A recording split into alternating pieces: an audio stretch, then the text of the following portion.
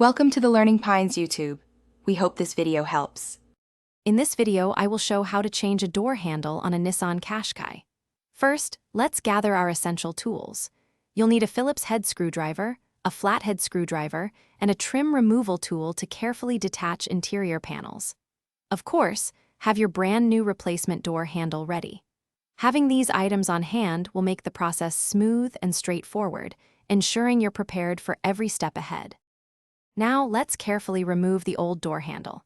Begin by using your trim removal tool to pry off the interior door panel, working slowly to avoid damage.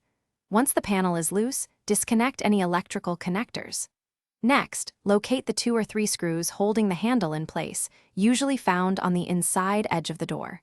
Remove these, then gently detach the handle and its linkage. Take your time here to prevent any accidental scratches. With the old handle out, it's time to install your shiny new one. First, carefully connect the new handle's linkage to the door mechanism, ensuring it moves freely. Then, align the new handle with its mounting points on the door. Secure it firmly using the 2 or 3 screws you removed earlier, making sure they are snug but not over-tightened. Finally, reconnect any electrical connectors to the door panel before reattaching it.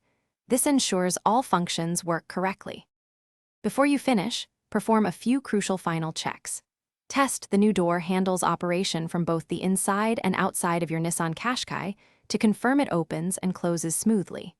Double-check that all screws are tightened and the interior door panel is securely reattached without any gaps. For extra longevity, you might consider applying a small amount of silicone grease to the moving parts. Congratulations, you've successfully replaced your door handle. Thanks for watching.